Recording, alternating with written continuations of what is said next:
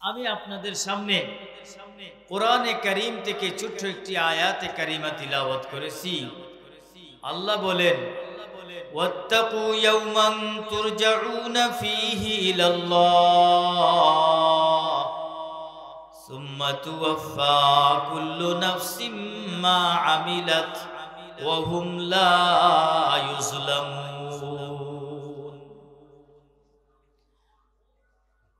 সারা দুনিয়ার মানুষকে আল্লাহ সম্বোধন করে বলেন, হে দুনিয়াবাসী মানুষেরা, ভয় করো ওই দিনকে। কি ভাই, কোন দিকে এত আওয়াজ শোনা যাইতেছে?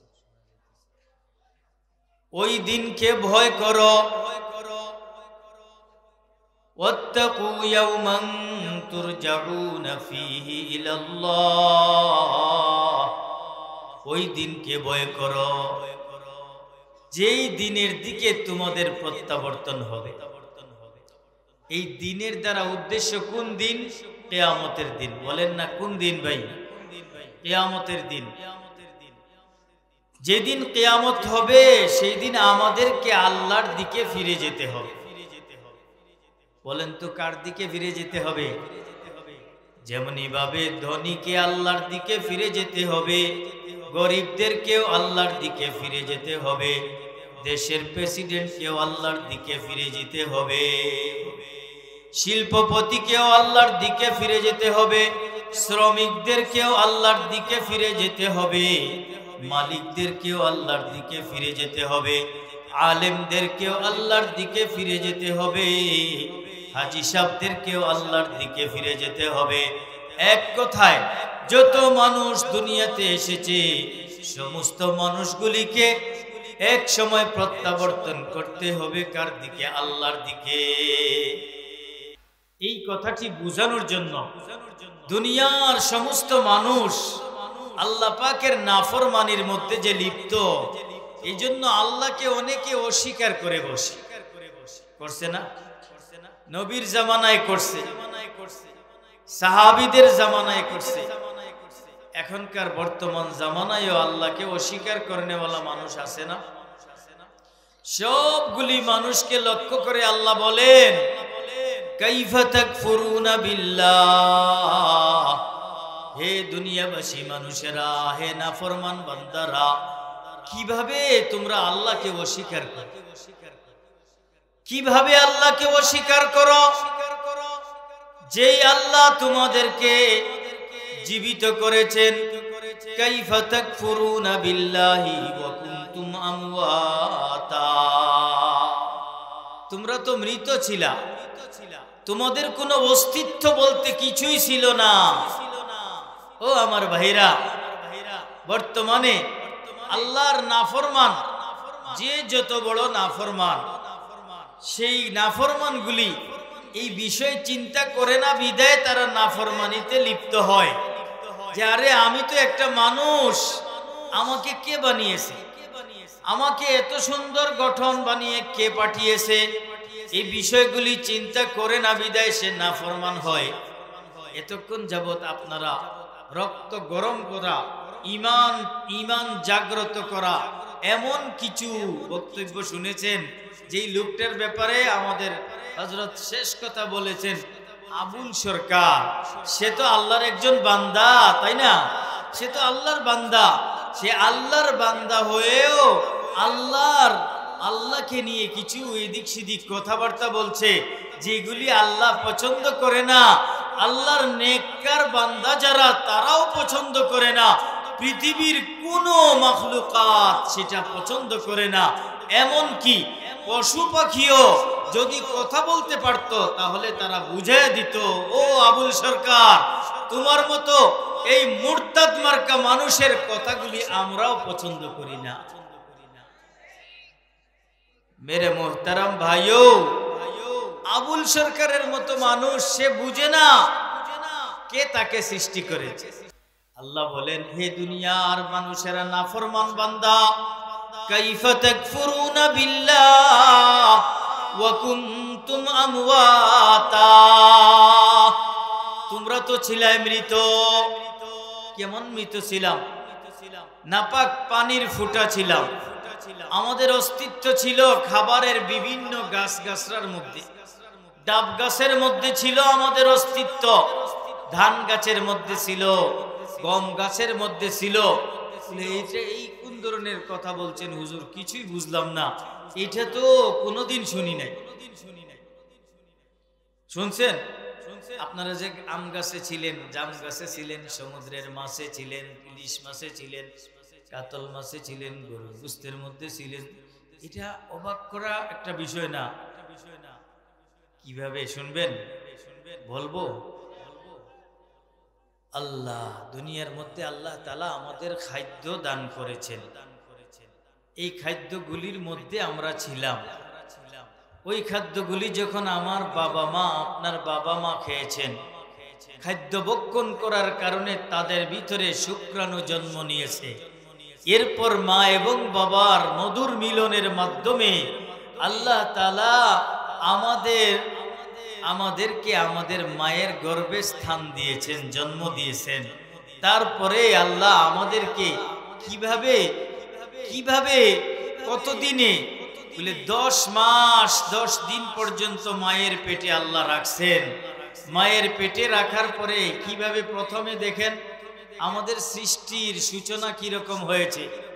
সৃষ্টির সূচনা হলো প্রথম নাপাক পানি। 40 দিন পর্যন্ত নাপাক পানি রূপে ছিল। এরপরে ওই নাপাক পানিটা একটু লালিমা কালার হয়েছে, লাল কালার, যেটাকে আমরা রক্ত বলি।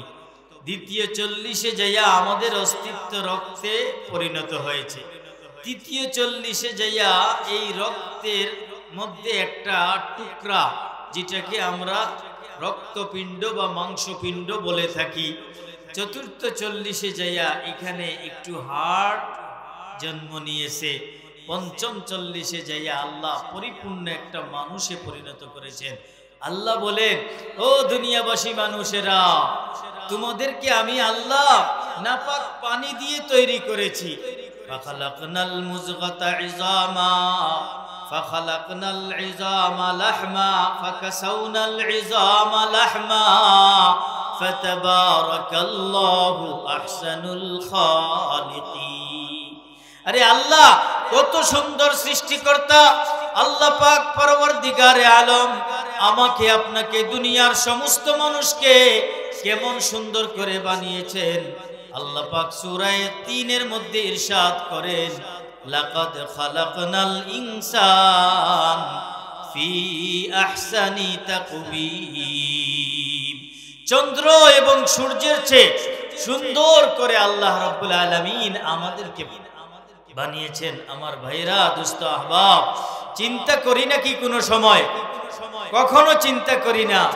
এই জন্য আল্লাহ পাক বলেন, ও আমার বান্দা, তুমি নাফরমান হয়ে গেছো। তোমার জীবনের প্রারম্ভিক অবস্থা তুমি একটু লক্ষ্য করো না কেন? আমি আল্লাহ তোমাকে জীবন দান করেছি। তোমরা তো মৃত ছিলা, তোমাদেরকে আমি জীবন দিয়েছি। তারপর আবার তোমাদেরকে আমি আবার মৃত্যু দিয়েছি, অতঃপর আবার তোমাদেরকে আমি পুনরুত্থান ঘটাবো। বলেন না, প্রথমবার আল্লাহ জীবিত করছেন কোথায়? মায়ের পেটে। 10 মাস যখন মানুষের বাচ্চার বয়স যখন 6 মাসের পরে হয়, 8 মাস হয়, তখন পরিপূর্ণভাবে বাচ্চার ভিতরে রূহ দেওয়া হয়, নড়াচড়া করে। তারপরে 10 মাস বা 8 মাস 9 মাস হলে আল্লাহ এই দুনিয়ার মুখ দেখান। এরপরে এই দুনিয়াতে বাচ্চার একটা কাল অতিবাহিত হয়, শিশুকাল। শিশুকাল সেই 8-10 বছর পর্যন্ত, 12 বছর পর্যন্ত চলে। তারপরে আল্লাহ পাক ওই বাচ্চাটাকে যৌবনকালে পদার্পণ করেন। অতঃপর আল্লাহ রব্বুল আলামিন ওই বাচ্চাটাকে যৌবন থেকে বার্ধক্যে উপনীত করেন। তারপর বার্ধক্য থেকে আবার তাকে দুনিয়া থেকে বিদায় দেন। কাউকে বাচপন কাল, শিশুকালেও আল্লাহ দুনিয়া থেকে নিয়ে নেয়। এই সব অবস্থাগুলি সামনে রেখে আল্লাহ বলেন, বান্দা, কিভাবে তুমি আমি আল্লাহকে অস্বীকার? হে আবুল সরকার, তুমি আল্লাহকে কিভাবে আলতু ফালতু আল্লাহর ব্যাপারে কথা বলতে পারো? অথচ তোমাকে কথা বলার যোগ্যতা কে দিয়েছে বলেন না? আমাকে আপনাকে কথা বলার যোগ্যতা কে দিয়েছে? আল্লাহ রাব্বুল আলামিন। আমাদের পুরা জীবনটাকে আল্লাহ পরীক্ষার জন্য দিয়েছেন। মুলুকের মধ্যে আল্লাহ বলেন আল্লাযী খালাকাল মাউতা ওয়াল হায়াতা লিয়াবলুয়াকুম আইয়ুকুম আহসানু আমালা। যিনি আল্লাহ, তিনি আল্লাহ যিনি মানুষের হায়াত, মানুষের মৌতকে আল্লাহ তাআলা সৃষ্টি করেছেন কেন? তাকে পরীক্ষা করার জন্য। ও আমার ভাইরা, প্রতিনিয়ত আমাদের উপরে পরীক্ষা চলছে। আমরা আমাদের হায়াত পেয়ে, আমাদের মৌত পেয়ে আমরা কি করব? কে ভালো কাজ করবে আর কে মন্দ করতেছে এটা বোঝানোর জন্য আল্লাহ আমাদেরকে হায়াতটি দিয়েছে। যাই হোক, আমি আমার তিলাওয়াতকৃত আয়াতে চলে যাচ্ছি। তাইলে এই কথাগুলির দ্বারা কি বুঝলেন? মরেই আমাদের জীবন শেষ, মরে গেলেই শেষ। যারা নাস্তিক, যারা নাস্তিক্যবাদকে যারা লালন করে বিশ্বাস করে, ওই সমস্ত নাস্তিকদের কথা হলো মরে গেলে পচে গেলে শেষ হয়ে যাবে, আল্লাহ আমাদেরকে পাবেন। আচ্ছা বলেন, বুখারী শরীফের একটি ঘটনা বলবো আপনাদের কাছে। আল্লাহ যে কিভাবে পাবেন, বুখারী শরীফের মধ্যে আছে। এক ব্যক্তি, 3টা ছেলে ছিল। সে খুব ভালো কাজ করতো না দুনিয়াতে, আল্লাহর কোনো হুকুমও পালন করতো না, কিছুই করতো না। এখন সে জানে মরে গেলে কিন্তু আল্লাহর কাছে ধরা খেতে হবে, আল্লাহর সামনে হাজিরি দিতেই হবে। আমার বেশি মানুষের দরকার নাই, যদি 2-4 জনও বসেন মনোযোগ দিয়ে, এই ওয়াজগুলি আপনাদের জন্য করি না, আমি আমার জন্য করতেছি। কথাটা বুঝছেন নি ভাই? এই ওয়াজগুলি কার জন্য? আমার জন্য আমি করতেছি, আপনাদেরকে স্মরণ করে দিচ্ছি, মনে রাখবেন।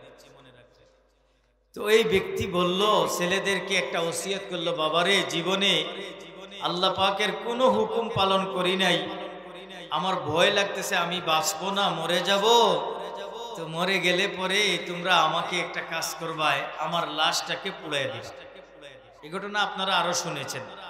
লাশ পুড়াইয়া দিয়া এই লাশগুলিকে, এই ছাইগুলিকে 3 ভাগে ভাগ করে 1 ভাগ মাটিতে পুঁতে রাখবা, আর 1 ভাগ হাওয়াতে উড়াইয়া দিবা, আর 1 ভাগ পানির মধ্যে ভাসাইয়া দিবা। ছেলেরা বাবার ওসিয়ত অনুযায়ী এরকম করবে। তারপর যখন আল্লাহ পাকের কাছে হাসরের ময়দান কায়েম হয়ে গেল, তখন সে কি হইল?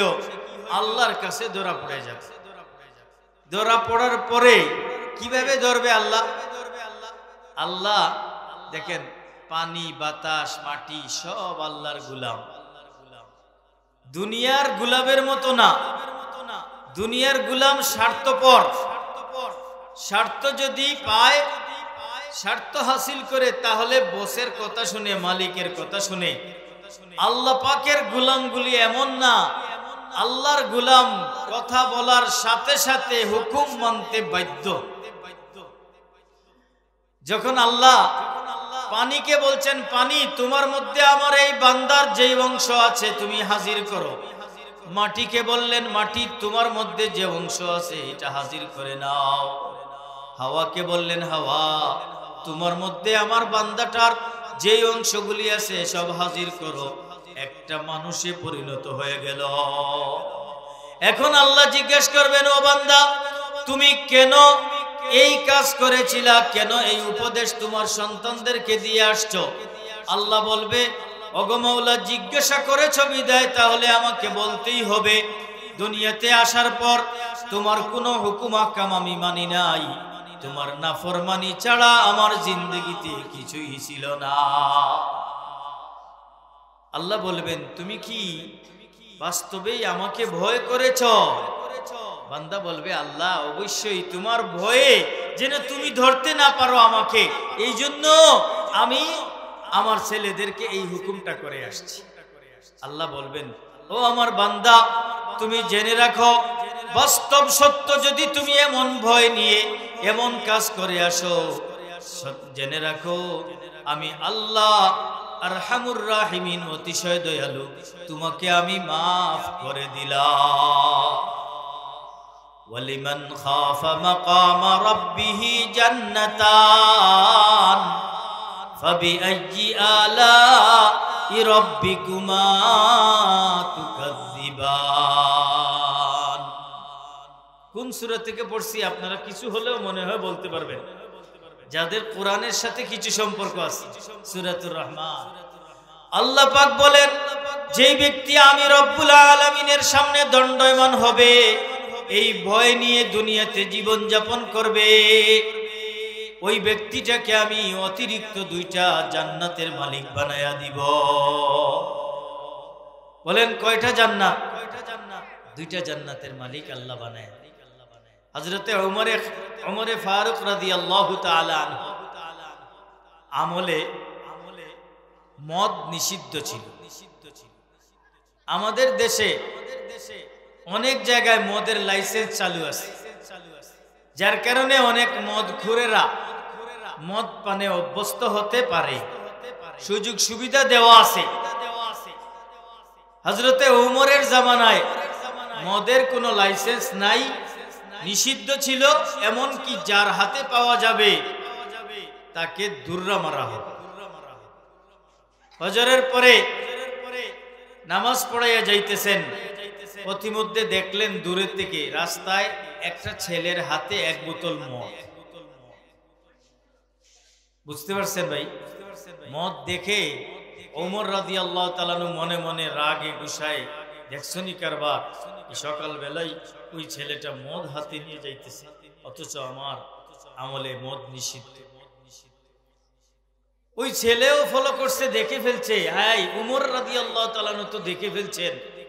এখন সে এত ভয় পাইতেছে, তার শরীরটা পুরা মানে প্রকম্পিত হয়ে গেছে, কাঁপতেছে শরীর। হাই কি করব, এই মদের বোতলকে কিভাবে লুকাবে, সে এই টেনশনে শেষ। ওমর রাদিয়াল্লাহু তাআলা সাথে সাক্ষাৎ হয়ে গেল এমত অবস্থা। হযরতে ওমর বলেন, এই ছেলে এদিকে আসো, তোমার হাতে কি?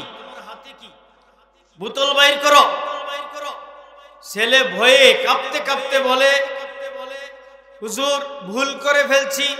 বোতলের দিকে তাকায়া দেখে এটা তো আর মদের বোতল নাই, এটা তো দুধের বোতলে পরিণত হয়ে গেছে। বলেন না সুবহানাল্লাহ।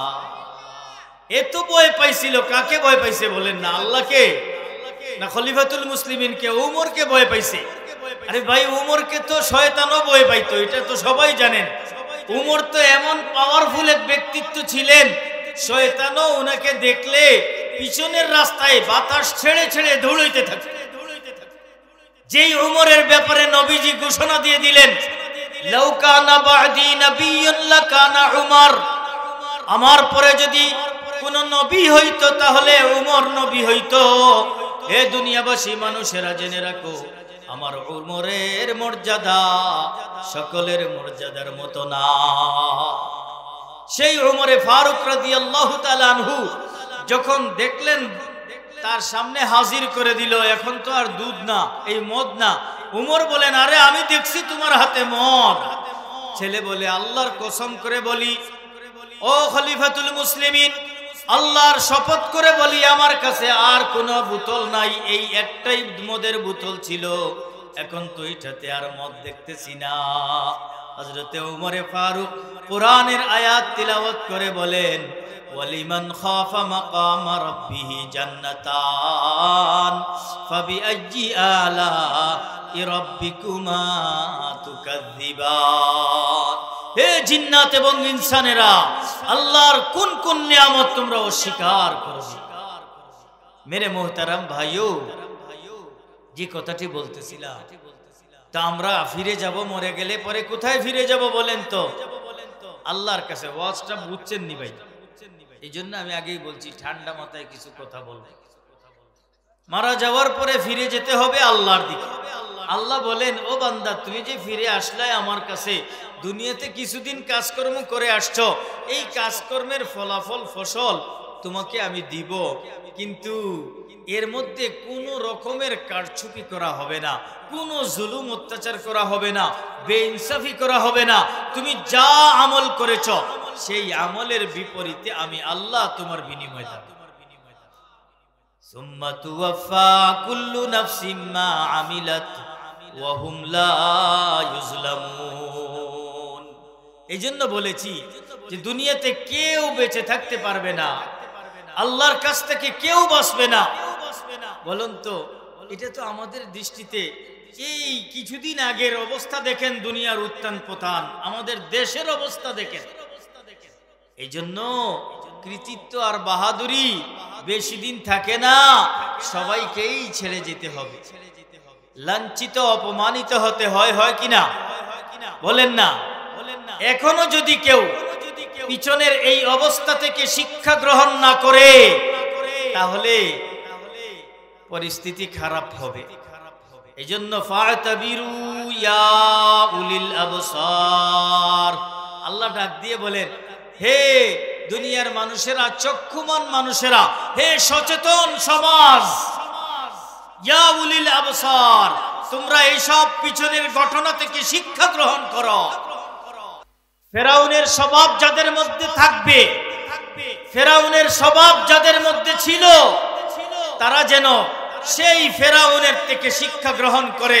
কিয়ামত পর্যন্ত আল্লাহ ফেরাউনের লাশকে, ফেরাউনের কঙ্কালকে অব্যাহত অক্ষত রেখে দিয়েছেন। মিশরের জাদুঘরে আছে না, সারা দুনিয়াবাসী মানুষকে জানানোর জন্য, দেখো এই ফেরাউনের মতো স্বভাব কারো যেন না হয়। তারপরেও মানুষ শিক্ষা গ্রহণ করে না। আবুল সরকারের মতো নগণ্য সাধারণ থেকে সাধারণ একটা মানুষ, সে বলে আল্লাহ কিনা কি বলে, নাউজুবিল্লাহি মিন যালিক। এইজন্য তৌহিদি জনতা সর্বোচ্চ শাস্তি দাবি করতেছে। এই দেশের প্রধানমন্ত্রী, প্রেসিডেন্টও যদি সেটা গ্রহণ না করে, যতদিন গ্রহণ করবে না, এদেশের তৌহিদি জনতা পিছন ছাড়বে না। এটাই বাস্তব সত্য, মনে রাখতে হবে। কোন বাতিল ফেরকা ইসলামের উপর আঘাত করবে, আল্লাহর উপর আঘাত করবে, রাসূলকে গালি দিবে, কখনো এই জাতি নিষ্কৃতি পাবে না। এটা মনে রাখবেন। দুনিয়ার জীবন যদি কিছুদিন চলেও যায়, দুনিয়ার জীবন শেষ হওয়ার আগে আগে আমার ভাইরা, আমাকে শিক্ষা গ্রহণ করতে হবে। এই ধরনের গর্হিত অবস্থা থেকে আমাকে ফিরে আসতে হবে। মেরে মোহতারাম ভাইও, আমি সূরাতুল বাকারা থেকেও একটি আয়াতে কারিমা তিলাওয়াত করেছি। আপনারা জানেন, আলিফ লাম মিম যালিকাল কিতাবু লা রাইবা ফি। আলিফ লাম মিম এই শব্দের অর্থ একমাত্র আল্লাহ ছাড়া কেউ জানে না। মুফাসসিরিনে কেরাম লেখেন, আল্লাহু আ'লামু বিমুরাদিহি, আল্লাহ এটার ব্যাখ্যা বিশ্লেষণ জানেন, এছাড়া নবীও জানেন। এরপরে বলছেন আল্লাহ, যালিকাল কিতাবু লা রাইবা ফি, উহা এমন একটি কিতাব যেই কিতাবের মধ্যে কোনো সন্দেহ নাই। এই কিতাবের দ্বারা কোন কিতাব উদ্দেশ্য বলেন তো ভাই আপনারা? আমি জানি, বলতে পারবো কুরআনে কারীম। আমার বলার উদ্দেশ্য হলো এই কুরআনে কারীম আপনাদের এই হামিউস সুন্নাহ মাদ্রাসায় শিক্ষা দেওয়া হয়। সহজ ভাষায় কোরআনের শিক্ষা যারা গ্রহণ করবে, তারা প্রকৃত মানুষে পরিণত হবে। আবুল সরকার এর মতো কপাল পোড়া কমবখ্ত, সে ইসলামের শিক্ষায় সুশিক্ষিত হতে পারে নাই, কোরআনের শিক্ষায় শিক্ষিত হতে পারে নাই। এই জাতীয় বিগত জামানায় যত নাস্তিক মুরতাদেরা নিজেরে অনেক বড় শিক্ষিত বলে দাবি করেছে, বাস্তবিক পক্ষে তারা কোরআনের শিক্ষা গ্রহণ করে নাই বিদায় বাস্তব মানুষে রূপান্তরিত হতে পারে নাই। বাস্তব মানুষ হওয়ার জন্য কোরআন শিক্ষার দরকার। কি মনে করেন? আমি একটু আগে যেই কথাটি বলেছিলাম, আল্লাহকে ভয় করার জন্য আল্লাহ বলেছেন, এই আল্লাহর ভয় এমন এক শিক্ষা গ্রহণ করার দ্বারা মানুষের অন্তরের ভিতরে আসবে, যেই শিক্ষা হলো কোরআনের শিক্ষা, যেই শিক্ষা হলো হাদিসের শিক্ষা। এই শিক্ষা দীক্ষা ছাড়া কোনো মানুষের ভিতরে আল্লাহর ডর আর ভয় আসবে না। যার ভিতরে যত বেশি কোরআনের শিক্ষা রয়েছে, তার ভিতরে তত বেশি কি রয়েছে? আল্লাহর ডর এবং ভয় রয়েছে। হযরতে ওমরে ফারুকের মতো ব্যক্তি, ওমর ফারুক রাদিয়াল্লাহু তাআলা আনহুর জামানায় এক রাখাল ছিল। ওমর রাদিয়াল্লাহু তাআলা আনহু পথিমধ্যে যাইতেছেন, হঠাৎ করে খিদা লাগছে, চিন্তা করলেন এখানে একটা ডালিমের বাগান দেখা যাইতেছে, দেখি একটু ডালিম পাওয়া যায় কিনা। বাগানের ভিতরে গেলেন, যায় দেখলেন একটা লোক, একটা ছেলে, সে রক্ষণাবেক্ষণ করতেছে। ভাইজান একটা ডালিম দাও না আমার। ভাই এই ডালিমের মালিক আমি না। বলে খুব খিদা লাগছে, একটা ডালিম দিতেও তো পারো। কে মালিক? মালিক তো বাড়িতে। বলে তোমার মালিক তো এখন নাই, একটা দিতে পারো। প্রথম যখন বলছে তখনই বুঝে ফেলছেন হযরতে ওমর, সে তো আর চিনে না ওমরকে। এখন পরীক্ষা শুরু করে দিলেন, দেখি তো ছেলেটার অবস্থা কেমন। কই বাবা তোমার তো এই ডালিমের মালিক তো দেখতেছে না, একটা ডালিম দিয়ে দিতে পারো। কয় আরে পরদেশী, আমার মালিক দেখতে না পারে, আমার মালিকের মালিক যিনি, ওই মালিক ওই আল্লাহ তো আমাকে দেখবে, আমি আমার মালিকের মালের খেয়ানত করতেছি। তাকওয়া এটা এমন একটা জিনিস। তাকওয়া কার নাম? হাদিস শরীফের মধ্যে এসেছে হযরতে ওমরে ফারুক রাদিয়াল্লাহু তাআলা আনহু এবং হযরতে উবাই ইবনে কাব রাদিয়াল্লাহু তাআলা আনহু, দুইজনের মধ্যে একটু কথোপকথন হচ্ছে তাকওয়া নিয়ে। হযরতে উবাই ইবনে কাবকে ওমর জিজ্ঞেস করেন, ভাই উবাই বলেন তো দেখি তাকওয়া কার নাম? হযরতে উবাই ইবনে কাব বলেন, আচ্ছা বলুন তো আপনি। আবার প্রশ্ন ছুড়ে দিচ্ছেন ওমরকে, বলুন তো আপনি কি কাঁটাদার রাস্তা দিয়ে হাঁটছেন কখনো? কাঁটা, জঙ্গলের মধ্যে, গাছের মধ্যে কাঁটা, এই ধরনের রাস্তা দিয়ে হাঁটছেন? কই হাঁটেছি। কিভাবে? বলে কাঁটা থেকে নিজের শরীর এবং কাপড়কে রক্ষা করে হাঁটতে হয়। বলে এটাই তাকওয়া। বলেন না সুবহানাল্লাহ। এটাই তাকওয়া। দুনিয়ার জিন্দেগিতে, এই দুনিয়া নামক জঙ্গলের ভিতরে যত কাঁটা আছে, যত নাফরমানি আছে আল্লাহর, এই নাফরমানি থেকে বান্দা যখন নিজেকে নিবৃত্ত করে, আলাদা করে, নিজেকে বাঁচিয়ে বাঁচিয়ে জীবন যাপন করবে, আল্লাহ পাক ওই বান্দাকেই তাকওয়ার স্বাদ অনুভব করাবে। তাকওয়া এমন জিনিস, এটা দেখা যায় না, এটা ধরা যায় না, ছোঁয়া যায় না। নবীজি তাকওয়ার কথা, তাকওয়া কোথায় থাকে মানুষের, আল্লাহর নবী দিক নির্দেশনা দিয়েছেন, ইশারাত করে দেখায় দিয়েছেন, আত-তাকওয়া হাহুনা। ও দুনিয়াবাসী মানুষেরা, হে আমার উম্মতেরা, জেনে রাখো আল্লাহর ডর এবং ভয় এটা মানুষের দিলের ভিতরে থাকে। কি বলে? আল্লাহর ডর যদি কারো দিলে থাকে, ওই ব্যক্তি কখনো চুরি করতে পারে, ওই ব্যক্তি কখনো মিথ্যা বলতে পারে না, ওই ব্যক্তি কখনো কারো ইজ্জত নষ্ট করবে না, ওই ব্যক্তি কখনো জিনা করবে না, ওই ব্যক্তি কখনো দোকানদার যদি হয় কাস্টমারকে ঠগাবে না। বিশ্বাস হয়? এই জন্য ভাই এই তাকওয়া অর্জন করার জন্য আল্লাহ বলেছেন, কোরআনে কারীম দুনিয়াতে নাজিল করেছেন, নবী মুহাম্মদুর রাসূলুল্লাহর উপরে নাজিল করার পূর্বে একসঙ্গে লৌহে মাহফুজের মধ্যে আসমান থেকে আল্লাহ নাজিল করেছেন। যার প্রমাণ কি? কোরআনে কারীমের আয়াত, বাল হুয়া কুরআনুম মাজিদ ফি লাউহিম মাহফুজ। কোরআনে কারীম সংরক্ষিত আছে কোথায়? লৌহে মাহফুজের মধ্যে। লৌহে মাহফুজ কোন জায়গায়? আমাদের দুনিয়াতে আমরা দেখি যেখানে বাইতুল্লাহ, সেই বাইতুল্লাহর উপরে এখানে একটা জায়গা আছে আসমানের উপরে, লৌহে মাহফুজ সংরক্ষিত জায়গা, সেখানে প্রতিদিন ৭০,০০০ ফেরেশতা তওয়াফ করেন, আল্লাহর ইজ্জত আর আজমতের জন্য তওয়াফ করতে থাকেন। হাদিস শরীফে এসেছে এই ৭০,০০০ ফেরেশতা কিয়ামত পর্যন্ত আর সুযোগ পায় না। এত ফেরেশতা আল্লাহ পাকের, এরা কোন জায়গায়? লৌহে মাহফুজ, বাইতুল মামুর বলা হয়, সেই বাইতুল মামুরকে তওয়াফ করতে থাকেন। এত ফেরেশতা, এত ফেরেশতা, আল্লাহ পাকের এত লস্কর, এত সৈন্য সামগ্রী, এটা কি কত, এটার পরিমাণ কেউ জানে না।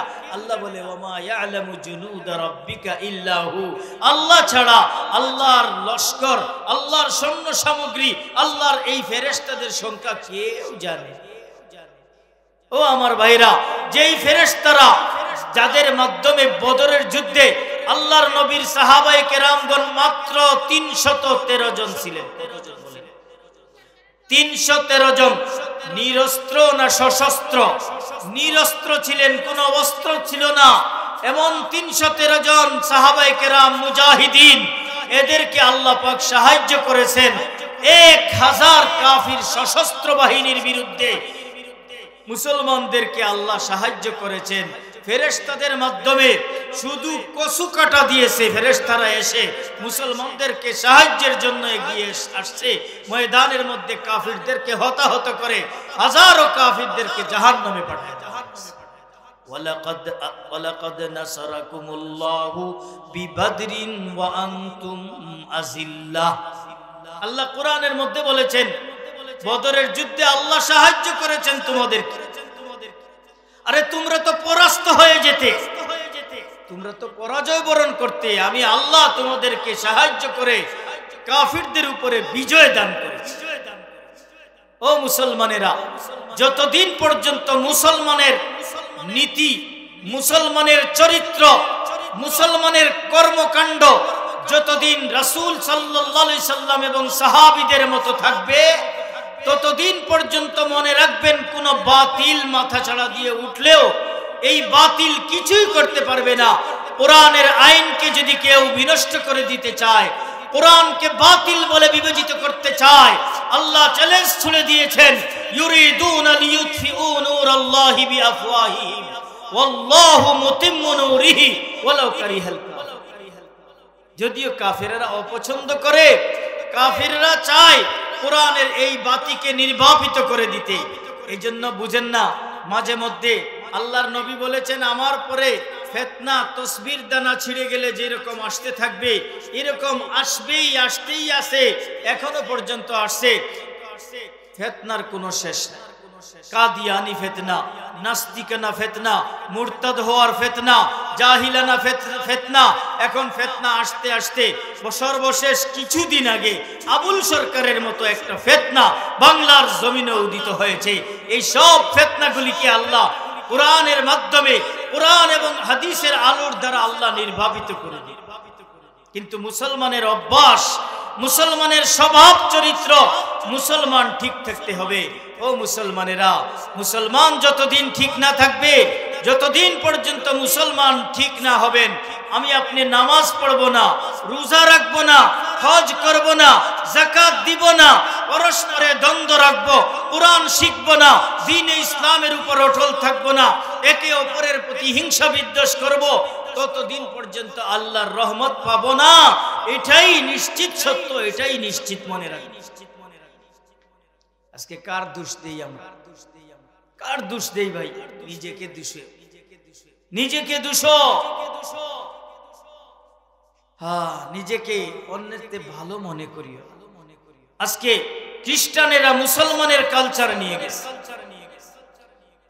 সভ্যতা, ভদ্রতা, ছোটকে স্নেহ করা, বড়কে ভালোবাসা, এগুলি ছিল মুসলমানের চরিত্র।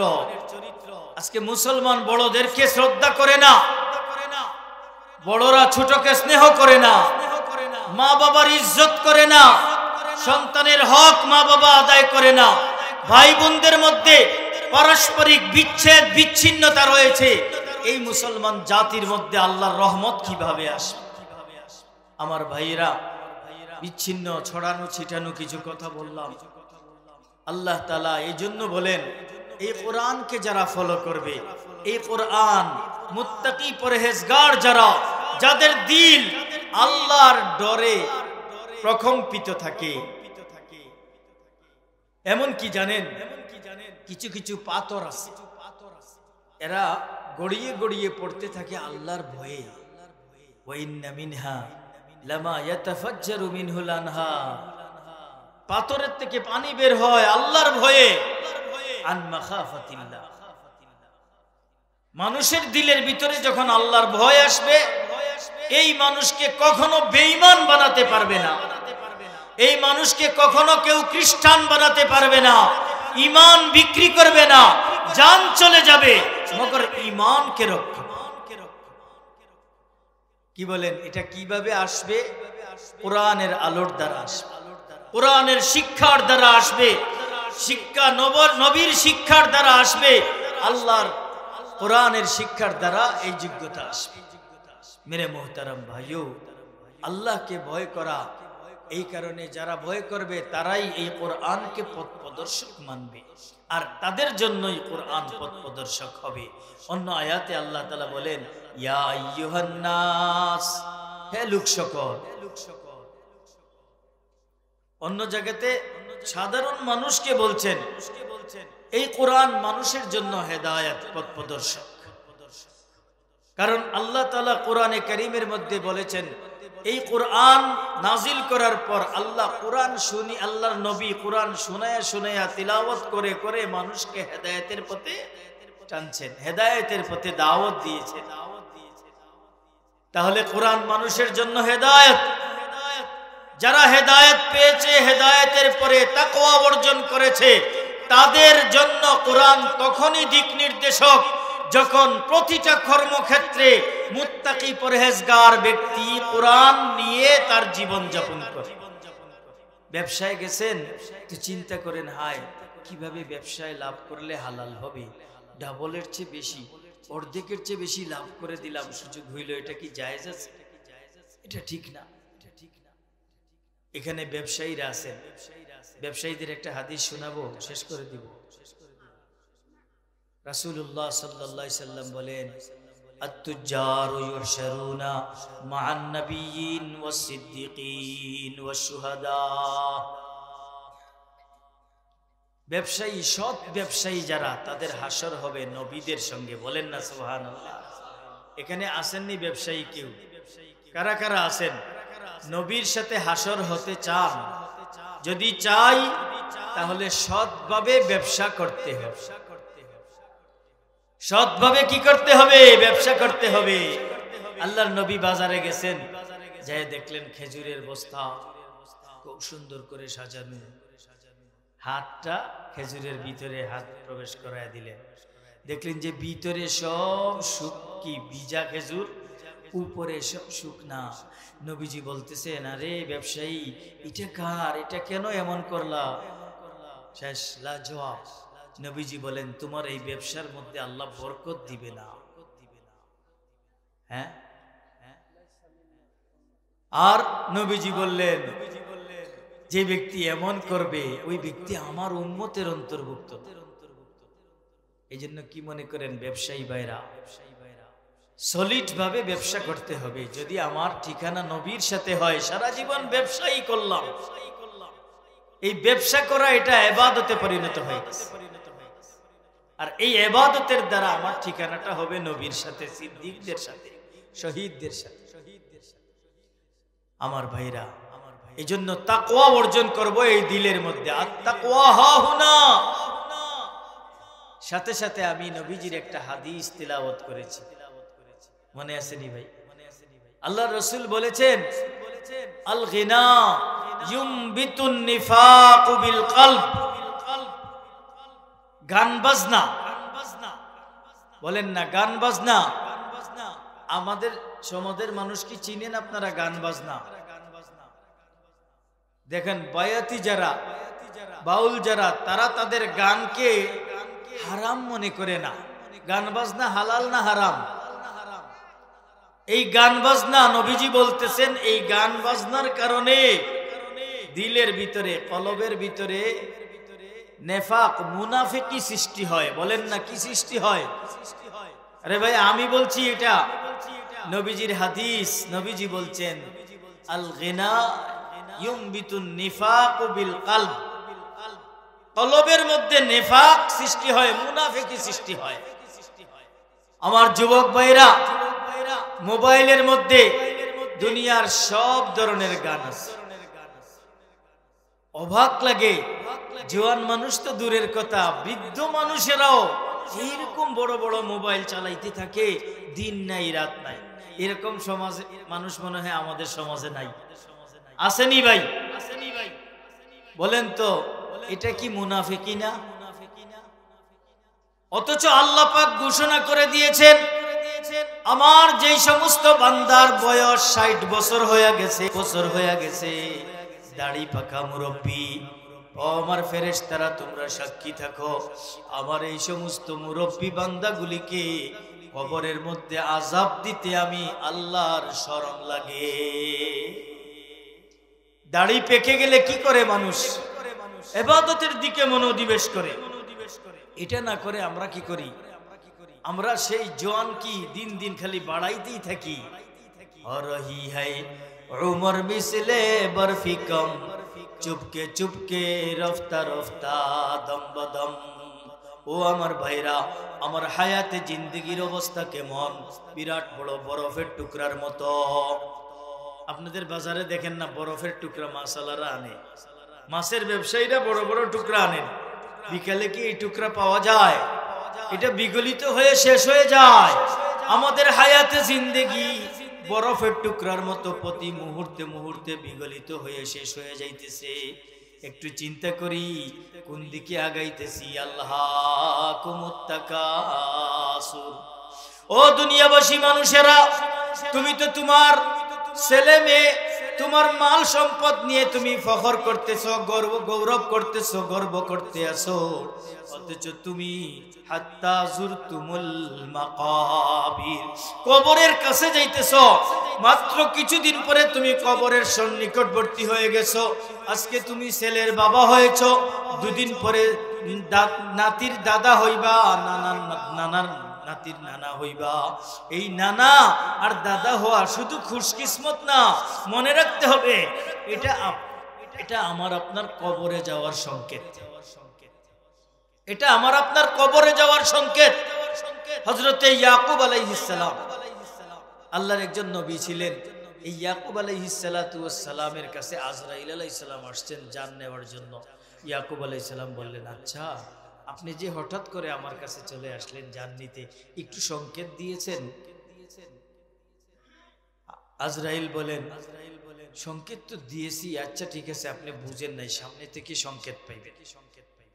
কিছুদিন পরে হযরতে ইয়াকুব আলাইহিস সালামের দাড়ি পাকতেছে, চুল পাকতেছে। ইতিমধ্যেই আজরাইল আবার হাজির হয়ে গেছে। আবার বলতেছেন, আপনি আল্লাহর ফেরেশতা আজরাইল মালাকুল মউত, আপনাকে বললাম যে একটু সংকেত দিয়ে আসবেন।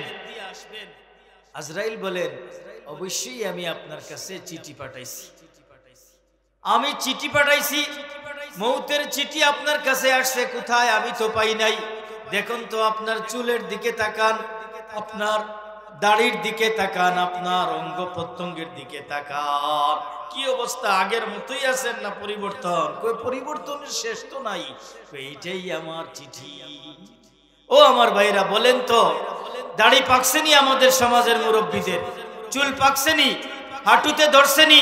কোমরে ব্যথা হইতেছেনি? প্রতিনিয়ত আমাকে মউতে আমাকে ডাকতেছে।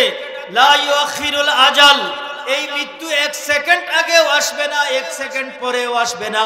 আল্লাহ পাকের পক্ষ থেকে যখনই নির্দেশনা, সাথে সাথে আমাদের কাছে হাজির হয়ে যাবে। হাদিস শরীফের মধ্যে আসছে, হযরতে আজরাইল মালাকুল মউত উনি জান কবজ করেন। জান কবজ করার পরে দরজার চৌকাঠে দাঁড়ায়া দাঁড়াইয়া উনি দেখেন আর কষ্ট নেন। হায় আফসোস, হায় আফসোস। এই ঘরের কর্মী তাদের বাবা ছিল, বাবার জান আমি নিয়ে নিছি, আর তারা কাঁদতেছে, বড় দুঃখ লাগে। হায়, আজরাইল আলাইহিস সালামের দুঃখ লাগে। কিন্তু আজরাইল বললেন, ওগো আল্লাহ, মানুষ তো আমাকে নাদান বলবে, আমাকে নিমক হারাম বলবে, নিষ্ঠুর বলবে, কিভাবে আমি জান নিয়ে নেই? আল্লাহ পাক বলে, নাও আজরাইল, তোমার কোনো দোষ নাই, আমি আল্লাহ সিস্টেম করে দিয়ে দিব। এই জন্য আমাদের অসুস্থতা হয়, এটা হয়, ওইটা হয়, হার্ট অ্যাটাক হয়, বিভিন্ন সমস্যা, যেন আজরাইলের উপরে কোনো দোষ না যায়। আর আজরাইল আলাইহিস সালাম চৌকাঠে দাঁড়ায়া দাঁড়ায়া আফসোস করেন। হায়, বলেন যে এখন তোমরা কান্নাকাটি করতেছো, জেনে রাখো আল্লাহর কসম করে বলি, বেশি দিন না, আবারও কিন্তু তোমাদের ঘরে আমার আশা হবে, আবারও কিন্তু তোমাদের ঘরে আমার আশা হবে, সুতরাং তোমরা সংশোধন হইয়া যাও। ও আমার ভাইরা, আল্লাহর আযাব আর গজব আমাদের উপরে আসতেছে কিন্তু বুঝি না। কয়েকদিন আগে বুঝলেন না কেমন নাড়া দিছে আল্লাহ, ইযা যুলজিলাতিল আরজু জিলজালাহা। সূরাতে জিলজালের মধ্যে আল্লাহ বলেন যখন জালজালা শব্দের অর্থ কি? ভূমিকম্প হওয়া। কিয়ামত যেদিন কায়েম হবে, মনে রাখবেন গত সপ্তাহে শুক্রবার ছিল ভূমিকম্প সকাল 10:30 কিয়ামত কিন্তু শুক্রবারে হবে, কিয়ামত কিন্তু ভূমিকম্পের মাধ্যমে হবে। বুঝে আসছেনি? ওয়াজ তো শুনি, বহুত ওয়াজ শুনি, কিন্তু এই ওয়াজে তো আমার দিলে আসর করে না।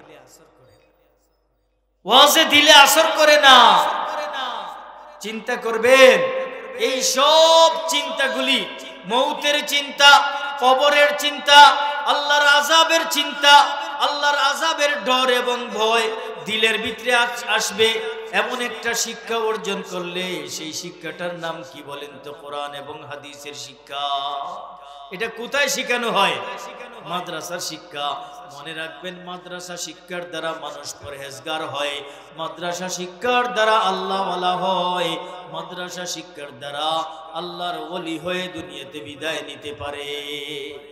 এই মাদ্রাসা শিক্ষা দুই রকম হয়। এক প্রকারের শিক্ষার্থী যারা সরাসরি মাদ্রাসায় পড়ে, আমার কথা শেষ করে দিচ্ছি। এক প্রকারের শিক্ষার্থী সরাসরি মাদ্রাসায় পড়ে শিক্ষার্থী হয়, উস্তাদদের কাছ থেকে শিক্ষা দীক্ষা গ্রহণ করে। আর এক প্রকারের শিক্ষার্থীরা সরাসরি মাদ্রাসায় পড়ে না, মাদ্রাসায় পড়নেওয়ালাদের কাছে পড়ে। অর্থাৎ একজন আলেম হইল। নবীজি বলেন, মুসলিম শরীফের হাদিস, নবীজি বলেন, কুন আলিমান, তুমি আলেম হও, আও মুতাআল্লিমান, অথবা তুমি কোন আলেমের ছাত্র হও, আও মুস্তামিআন, অথবা কোন আলেমের কথা শ্রবণকারী হও। তোমার ব্যস্ততার কারণে আলেমের ছাত্র হতে পারো না। তাইলে কথা কিছু সময় মাঝে মাঝে আলেমের সাথে কথা বলিও। এটাও যদি না পারো, ও আমার উম্মত, জেনে রাখো তুমি আলেমকে মহব্বত করিও। কি বলেন? গালি দিতে বলছেন? হ্যাঁ, শালার মোল্লার দল বলে গালি দিতে বলছে? হ্যাঁ, জুড়ে বলেন না। বুকের পাটা যদি শক্ত থাকে, আজকের পরে কেউ এরকম কথা যেন বলুন। আল্লাহ রাসূল বলেন, আও মুহিব্বান, 4 নম্বরে কি করবা? কমপক্ষে আলেমদেরকে ভালোবাসবা। নবীজি বলেন 5 নম্বরেরটা হইও না। 5 নম্বর হলো আলেম বিদ্বেষী। বুঝেন না? আলেম বিদ্বেষী হইও না, আলেমকে কষ্টদানকারী হইও না। হে বাংলাদেশের মুসলমানেরা, বাংলাদেশের সর্বস্তরের জনগণেরা জেনে রাখো, আলেমদেরকে জেলখানায় ভরার কারণে তোমার যে অবস্থা হয়েছে, কিয়ামত পর্যন্ত যত মানুষ এই পথ অবলম্বন করবে, আলেমদেরকে জেলখানায় ভরবে, আলেমদেরকে কষ্ট দিবে, আলেমদের প্রতি হিংসাত্মক ব্যবহার করবে, মনোভাব রাখবে, তাদের নিস্তার নাই। মনে রাখবেন, নিস্তার। আপনি আমি যে কেউই হই, আমার অনেক পরিচয় আছে, অনেক কিছু আছে, কিন্তু আমাকে এটার স্বীকারোক্তি দিতে হবে একদিন। নবীজি বলেন 5 নম্বর হইও না, ধ্বংস হয়ে যায়। এটা বিশ্বাস হয়? আমার কথা যদি বিশ্বাস না হয়, একটু আগে যিনি ওয়াজ করে গেছেন আপনাদের এলাকার ইমাম সাহেব, খতিব সাহেব, চিনেন না সবাই?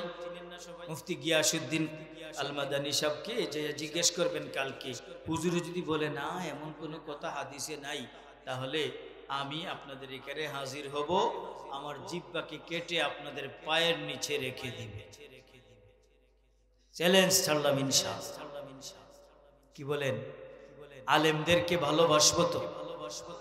এই তাকওয়া অর্জনের জন্য আল্লাহ তাআলা আরেকটা চিকিৎসা বলছেন, রাস্তা। ইয়া আইয়ুহাল্লাযীনা আমানুত্তাকুল্লাহ, হে ঈমানদারগণ আল্লাহকে ভয় করো, ওয়া কুনু মা'আস সাদিকিন, সত্যবাদীদের সঙ্গী হয়ে যাও।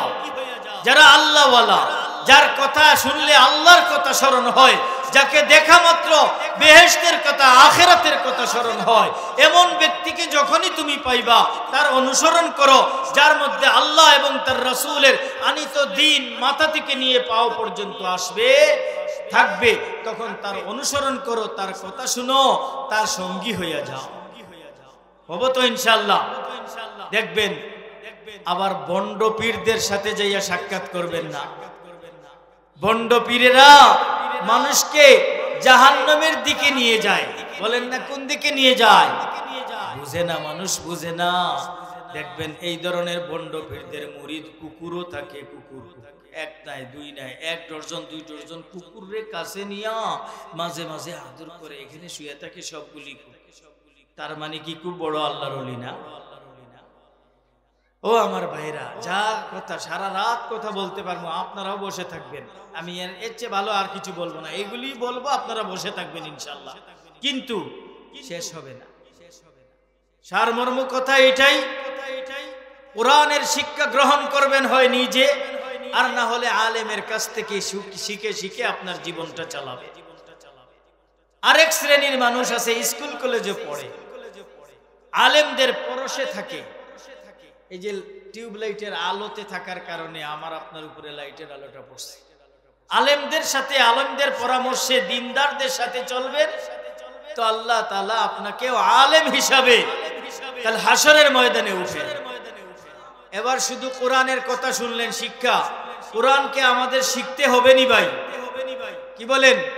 যদি কোনো মানুষ কোরআন না শিখে, এক কথায় মনে রাখবেন, জিন্দেগিতেও আল্লাহর সাথে সম্পর্ক তার স্থাপন করা কঠিন। কোরআন হয় তিলাওয়াত শিখতে হবে, না হলে কোরআনের মধ্যে কি বলছেন আল্লাহ এটা শিখতে হবে। কমপক্ষে কোরআন শিখতে হবে। আপনাদের এলাকা মসজিদ মাদ্রাসা আলেম ওলামাদের অভাব নাই, সকলের পায়ে হাত দিয়ে বলি ভাই, কোরআন শিখবেন, যার যখন সময় হবে কোরআন শিখবেন।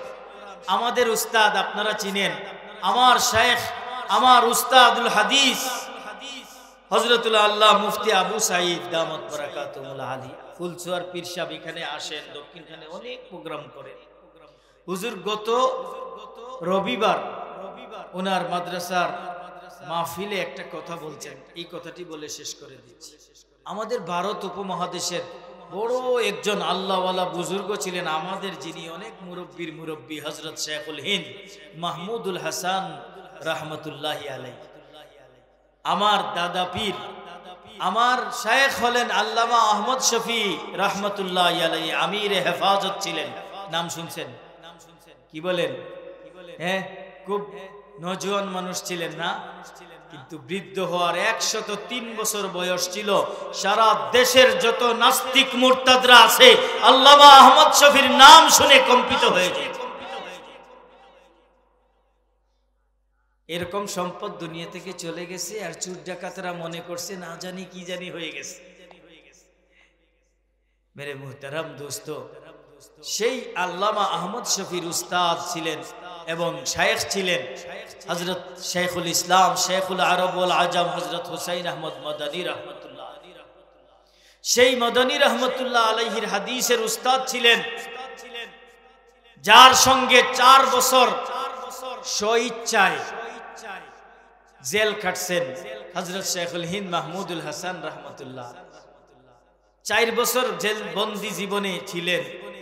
উনি যখন জেল থেকে বের হয়ে আসলেন তো বললেন, একটা ওয়াজ করলেন যে জাতি এত বিপর্যয় অবস্থা কেন? আমি জেলখানায় 4 বছর গবেষণা করে, এটাই আমাদের উস্তাদ আমাদেরকে প্রায় 400-500 আলেমকে একত্রিত করে খুব গুরুত্ব দিয়ে এই কথাটা বলছেন, এই জন্য আপনাদের কাছে পৌঁছে দিচ্ছি। শেখুল হিন্দ রহমতুল্লাহ এই কথা বললেন যে আমি 4 বছর জেলখানায় থেকে এই চিন্তা করছি যে উম্মতের এত বিপর্যয় কেন? উম্মত আল্লাহর কালাম কোরআনে কারীমকে ছেড়ে দিয়েছে, কোরআনে কারীম তিলাওয়াতও জানে না, কোরআনের সাথে কোনো সম্পর্ক নেই। 1 নম্বর কারণ। 2 নম্বর হইল উম্মত পরস্পরে, মুসলমান পরস্পরে কলহ বিবাদের মধ্যে লিপ্ত আছে কিনা? হ্যাঁ, একজনের ভালো আরেকজনের ভালো লাগে না। এক ভাই ভালো হোক, এক ভাই বড় হয়ে যাক, এটা আমার মোটেই সহ্য হয় না। আল্লাহর নবী বলছেন লা তাহাসাদু, হিংসা করিও না, ওয়ালা তাবাগাজু, একে অপরের সাথে রাগ করিও না, ওয়ালা তাদাবারু, একে অপরের পিছন ধরিও না, খালি দুষ খুঁজাখুঁজি করিও না। বলেন তো এগুলি আমরা করি কিনা? আমরা মনে হয় এগুলি করি না। ওয়াকুনু ইবাদাল্লাহি ইখওয়ানা, হে আমার উম্মতেরা, সবাই আল্লাহর বান্দা, ভাই ভাই হয়ে যাও, দুনিয়াতে ভাই ভাই হয়ে থাকো। আজকে এটার পরিবর্তে কলহ বিবাদ, সুযোগ পেলেই মেরে ফেলে, মানুষ মারা এটা কোনো কঠিন বিষয় নাই, সহজ হয়ে গেছে।